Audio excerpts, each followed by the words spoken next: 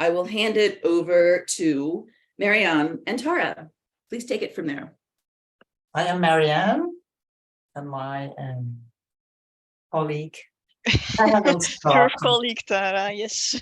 Yeah. From Voorzij. Yeah. As our title said, well, we the Dutch are considered pioneers on the front of so-called transgender medical care. Our clinic in Amsterdam was among one of the first in the world. And when they started, they were very small. They only treated about a handful of patients each year, and most of those patients were adult men. In 1988, that began to change. This is when they first prescribed puberty blockers to a 13-year-old girl as an experiment, because she was so upset about her puberty and her period. So they thought, well, maybe we can prevent all this misery and block her puberty. They thought this was a good idea, this intervention. They deemed it a success. In the 90s, they also continued to treat about a dozen more teenagers with puberty blockers without publishing any studies on them. Then in the 2000s, they did run a more controlled study. Well, not controlled, but they ran a study, and that resulted in the two publications that are so well known today, and which the Dutch protocol, the treatment of minors with gender dysphoria, is based on. And after about 2012, we've been seeing what we've seen in other countries in the Western world as well, a sudden exponential increase in the number of referrals to the gender clinic, and most of those referrals, teenage girls.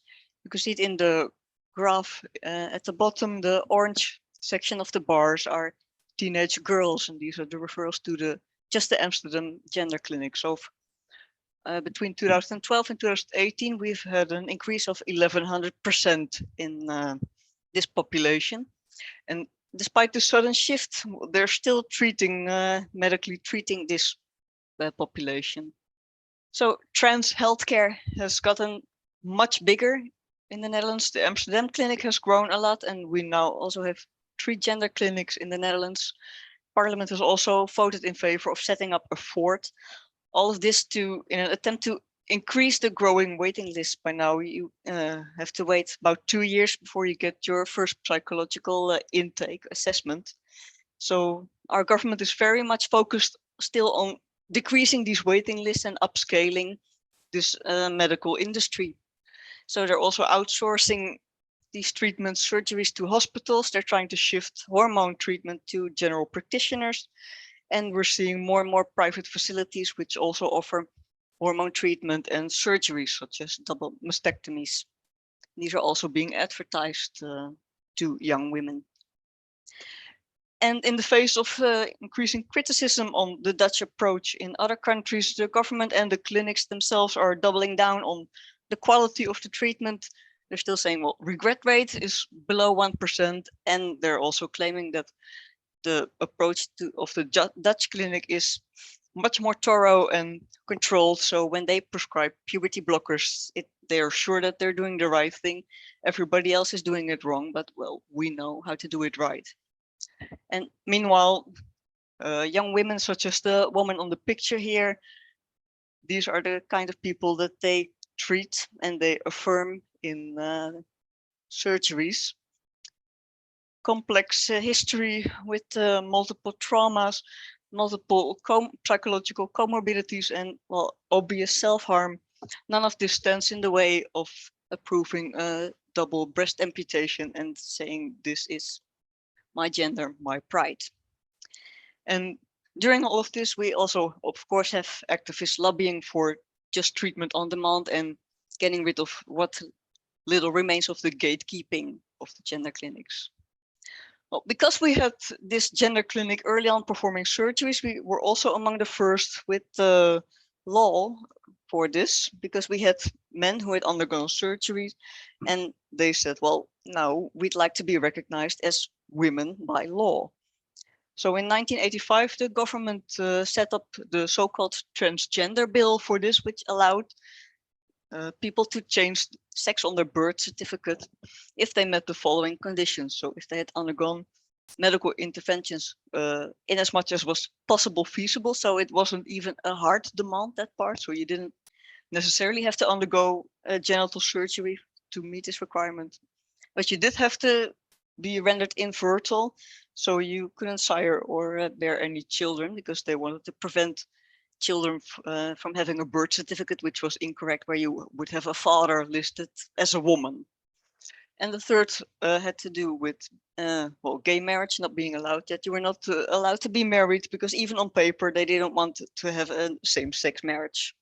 Well, so this original law from 1985 was an accommodation meant for the people who had already undergone that so-called medical transition and wanted that recognized in a legal way. But after a lot of lobbying by activists, it got turned upside down and framed as the government demanding that you had surgeries, that you became sterile just to change your legal sex. So finally in 2014, this led to a new, much more lenient version of the bill, and that is still in effect today. Now you only need to be at least 16 years old and you need a declaration from a mental health professional that your desire to live as the opposite sex is genuine and durable, however vague that already is. And the effect of this change was, well, immediately very clear, because since then the number of legal sex changes has increased a lot, from about a dozen each year to hundreds now every year. Then we've had another change in law in 2019. This one is in addition to the Equal Treatment Act, which basically says that you're not allowed to discriminate, among other things, not allowed to discriminate based on sex. And what they did here is pretty sneaky. They added gender identity, expression, and sex characteristics as subcategories of sex. So in countries like the UK, you have sex as its own protected characteristic. Here in the Netherlands, women already have lost that protection because now under the law, sex can also mean gender identity. We haven't seen this tested in actual court of law yet, but this change has already led to our version of the Human Rights Tribunal to declare that it's discrimination to prevent a lady who is just a man, such as in the picture here. That is discrimination if you say he is not allowed to use the women's changing room of his gym for working out. He was still registered as a male legally at the time, but he declared he wanted access to the women's room. But that's discrimination now. So thanks to this, you'd say they almost don't need to bother anymore with self-ID, but they are bothering with it because this is one of the changes that we are currently fighting against. Another version of the transgender bill, and that's just straight up self-identification, no more declaration from health professional, and also away with that age restriction, so even younger children can change their legal sex. What we're also working on is a conversion therapy ban for sexual orientation, but which also includes gender identity and gender expression, vague terms, and which ironically, of course, means that they will attempt to protect a form of gay conversion therapy through this. And lastly, they're also working on a bill to protect gender identity and gender expression against hate crimes and hate speech. But they will not include sex as one of the protected characteristics. So if all this goes through, then you'll have the situation that it's still perfectly fine to insult women, but not men who call themselves women, because then it's hate speech. Tara already talked about this rise in this waiting list for the gender clinics that has risen to more than 7,000 people. And our Ministry of Health wanted to know where does this rise come from? What should we do about these waiting lists? Because they are being pushed by the transgender community to do something about it. And they ask for research into this, and the main research questions were, and there is an increase in people who seek transgender care, and transgender care is meant medical intervention with hormones or surgical interventions. And how can we explain this increase? And the second question is, there is a change in transgender care needs. How can we explain this change in needs? And what does this mean for the transgender care in the future? So what direction should we go? Two research have been conducted, and these two reports have been presented 10 days ago, on the 10th of May. It was a quantitative research and a qualitative research by two different institutions who have worked closely together and have worked closely together with transgender charity groups in so-called focus groups. And the first one, the quantitative research, looked into the data that were available to find out who are these 7,000 people. And the qualitative research looked more into the qualitative aspects of this population. The result of the qualitative research, well, very generally, how I understand it, is that this is written in the report. We cannot say for certain whether there are more transgender people nowadays or than in the past due to the lack of data. So it is repeated in several instances in the report. There's a lack of data. More people might be expressing their trans identity due to an increase in recognition and acceptance in society because of more recognition in films, on the internet, in books, etc. But on the other hand, the demand in healthcare for trans people stems in part for a lack of acceptance in society, in social society environment. So this is very incongruent. So on the one side, they say there are more trans people due to an increase in recognition and acceptance, but on the other hand, the demand in healthcare stems from a lack of acceptance. But although they say there's a lack of data, and the data are very difficult to combine from the very various sources they only have data until 2018, so not in the most recent years. Although there's such a lack of data, they give recommendations. Society should change through training and influence, and transgender healthcare should be available at more places and at a lower level with less barriers, like general practitioners. These two research reports are totally written in what I call gender speak, the language of gender ideology. Nowhere, they don't speak about girls or women or men or boys. They talk about assigned female at birth, assigned male at birth, etc. Male to female, assigned female at birth to male, etc.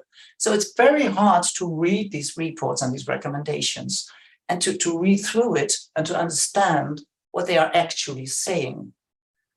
And what was also very striking is there's no mention of the fact that it's mainly young girls that are on a rise in this in these data.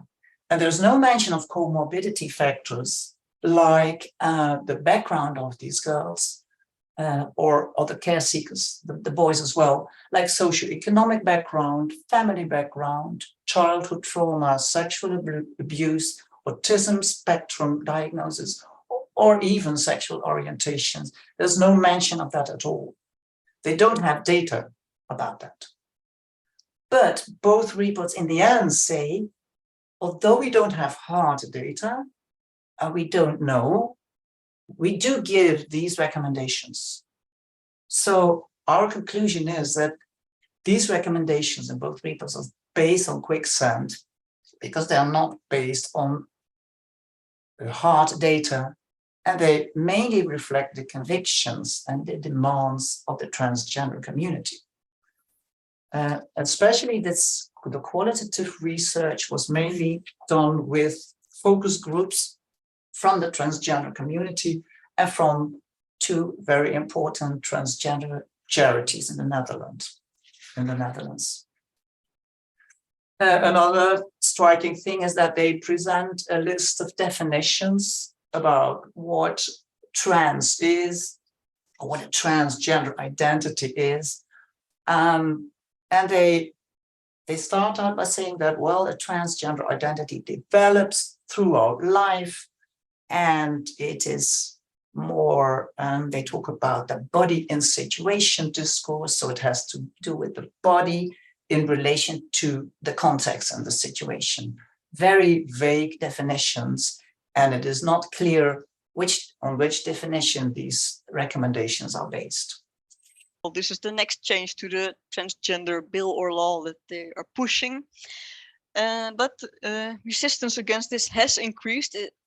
At the start, it looked like it would be smooth sailing for them to get this through. This is no longer the case.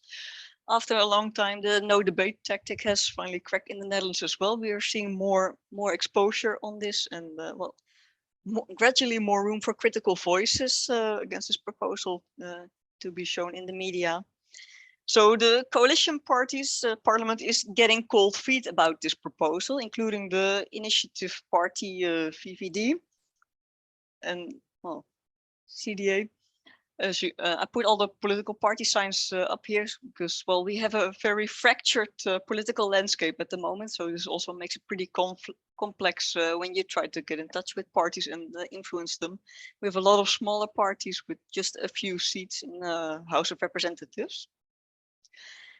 But, well, most of them are getting cold feet, and at the moment they keep postponing the next debate session for the bill change. The last debate was in September last year, and well, they've kept pushing it back now from February. Early this year it was supposed to be held, and now they've already pushed it back to late June. So that's definitely a sign that they are not so eager anymore.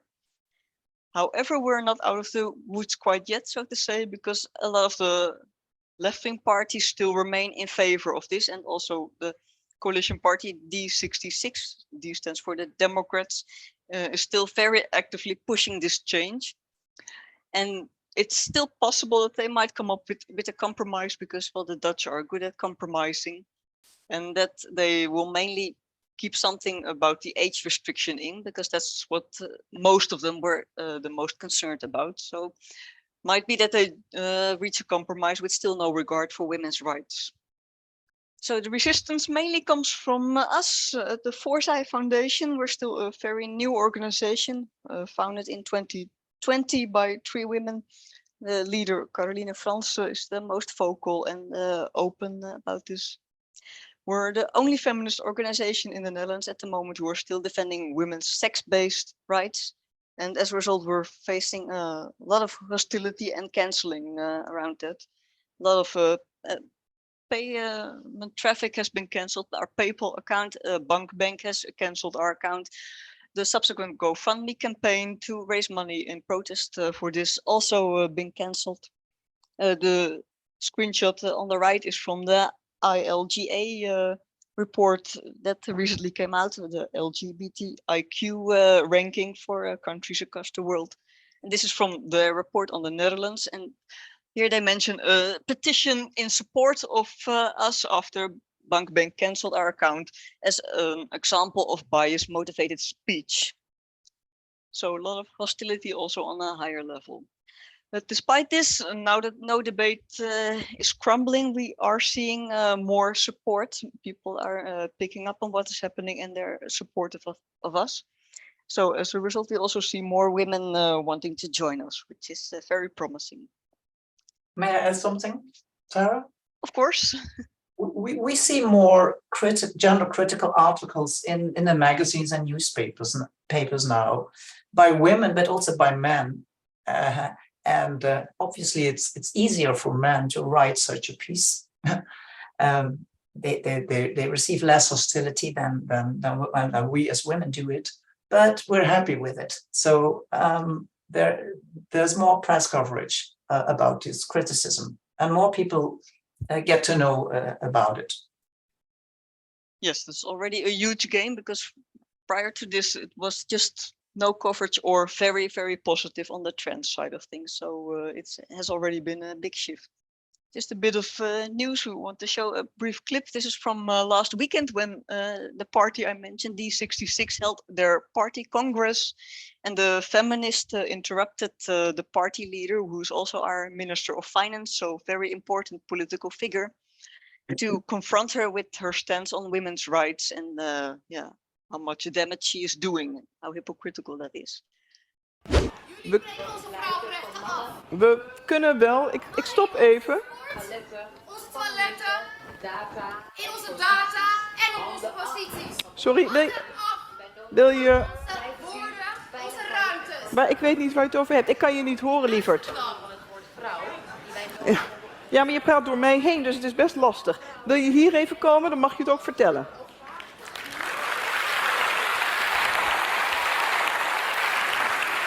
Hoi, Sigrid, aangenaam. Je hebt een paar, ik stop even mijn verhaal. Ja, dat is goed. Wat wil je doen? Ik wil graag wat kwijt. Zeg het. Ik voel mij verraden. Door u specifiek en door de mensen hier in deze zaal. Want u, van alle mensen in de politiek, heeft de mond vol van vrouwenrechten. Maar u, als u niet weet wat een vrouw is, kunt u ook geen vrouwen vertegenwoordigen. Dankzij uw partij hebben mannen hun weg gevonden naar onze sport, naar onze kleedkamers. Mannenrechtenactivisten, the lots of you. Naar onze sport, naar onze kleedkamers, naar onze toiletten. Het zijn vooral de vrouwelijke toiletten die verdwijnen. Hoe kan dit? Dit is geen vooruitgang, dit is achteruitgang. En dat accepteren we niet. Dank u mooi. wel dat u mij het momentje geeft. Heel fijn. En fijn Ik zou zeggen, maak een afspraak, want je had ook op een andere manier je verhaal kunnen vertellen. Zo, want uw partij heeft mij zelfs geblokkeerd op social media. Dat is hoe erg u vrouwen de mond snoert. Oh, nou, dat is een heel groot woord. Ik ga nou even lekker door met mijn eigen verhaal. Vind een plek. So this also generated quite a bit of coverage in the media. So it's, very great and brave interruption of her. I saw a question who the host woman was. So this is our Minister of Finance and is also the party leader of the Congress here. So she's an important politician in the Netherlands. And yes, we were very happy with her action. And we got into contact with her, so she will be part of our battle